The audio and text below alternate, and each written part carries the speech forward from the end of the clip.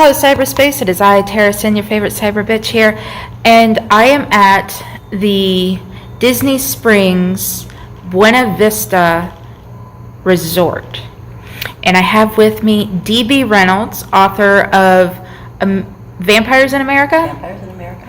and she has a Shifter series and Shifter Planet and Stone Warriors, which is magic. Sorcerer's magic. you have a book coming out in January 2020? I do have a book. My next vampire book, my next Stone Warriors will be coming out in January 2020, but my latest Shifter book just came out last Monday. Awesome. So, where do you get your writing ideas? Well, the very first idea for my Vampires in America series was honestly the main character is based on my husband, who is a very strong, assertive man. And I had a lot of my ideas come to me in the shower. And I was in the shower because, you're kind of free floating. And I imagined a female character who was being kidnapped by a much larger man. She's a delicate, petite, very petite woman.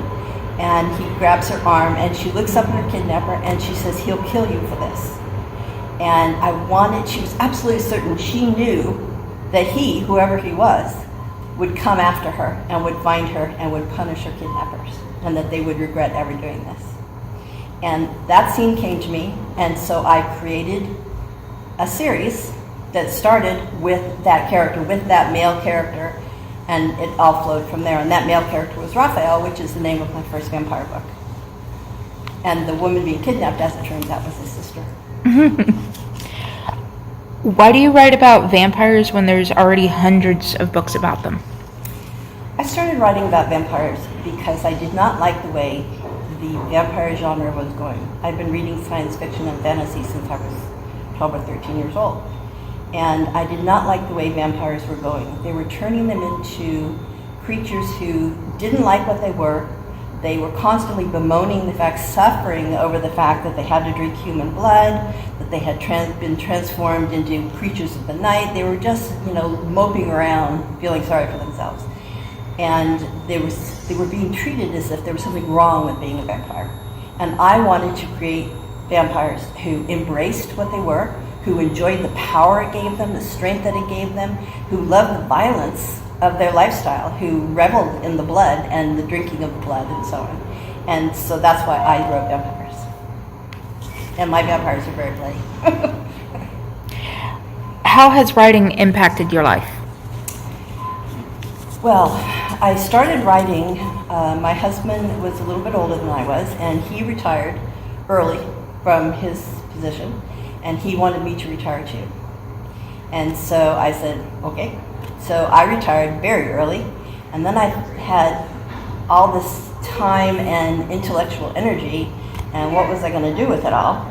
And so I joined a writing group, and I started writing, and I did a few short stories, and I was in a class at a junior college, and the woman teaching the class was an editor whom I was very familiar with, who had done some truly tremendous work at science fiction publishers. And so I was thrilled to meet her. She's actually now a friend. And she read my short stories, and she thought they were good. And she said, you should be writing.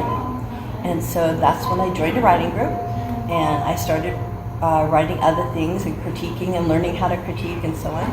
And then I wrote an outline for Raphael, and I refined it, and I wrote the first couple of chapters, and I let the people in my writing group read it. And then I did NaNoWriMo, which is National November Writing Novel Month. And I did Raphael. I wrote most of Raphael. In Nano, I wrote the first 50,000 words of Raphael during NaNoWriMo, which, is very motivating. And that's why I started writing them. And then later on, as my husband became ill, the only thing keeping me sane was my ability to wander away into my writing. I was creating other worlds. Do you yourself have a current favorite author? Oh, I have many favorite authors. I don't have just one. My top 5, I can't rank one above the other. I love Nalini Singh. Her poetry, her prose is beautiful, and her ideas, her characters are wonderful. I love Ilona Andrews, which is actually a husband and wife team. I like Patricia Briggs.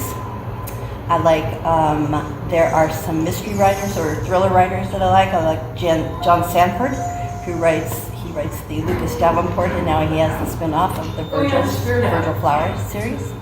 I like, to a certain extent, military fiction, more like mercenary fiction. And so there's a series called The Gray Man. I like that a lot. I like, there's a series whose main character is Digger Graves. I can't think of the name of the author for that, but I like those very much. I look forward to those very much. How many books have you written? Well, I'll tell you how many I've published. I have a couple of manuscripts sitting on a shelf at home, but I've published 14 Vampires in America books and 5 novellas in that series, plus 2 anthologies of vignettes, which are little tiny short stories. I've put out 3 of my Stone Warriors books. It's a 5-book series, and that's the 4th book in that series, which will be out in January. So that makes 18 books and 5 novellas. And then this is my second Shifter Planet book, so 20 books and 5 novellas and a couple of collections of short stories in 10 years. What got you started writing? It was because, well, I've always wanted to write. I was writing when I was a teenager. I would read books and I would think how wonderful to be able to create another world and to create stories. And wouldn't it be wonderful if I could do that for people, for readers? And so I always wanted to write. I wrote all through high school. I had excellent writing teachers in high school. But then reality comes in and you have to make a living. And it's very difficult to break through and make a living and actually live on it with writing. Some people are very fortunate and you know, they are able to do that, or they're willing to live, you know, on the edge until they do make it. But some people never make it, and so you can't really count on it. And if you have to support yourself, you need something that can support yourself. So I pretty much gave it up, except for the occasional short story for my own amusement, until I retired, and then I no longer needed to rely on that to support me. Have you ever had writer's block? How long did it last, and how did you get through it?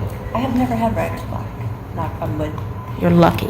There are times when I'll be writing a scene and it's just not working for me, but then I put a spacer. I'll say, you know, this is what the scene is supposed to accomplish, and I just move on to the next scene. I don't, you know, worry about that scene. Now, there are times I sit down and I can't quite turn on the writing gene or whatever it is that makes my brain turn on. So I just write anyway, because you have to write something, and then once you start writing something, you find that you fall into that rhythm, and then you can write again. But I've never actually had what I would call writer's block. I'm very fortunate. Well, thank you so much for this interview.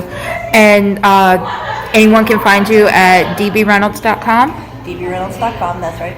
And I'm also on Facebook, DB Reynolds or DB Reynolds Author. I have both of those pages.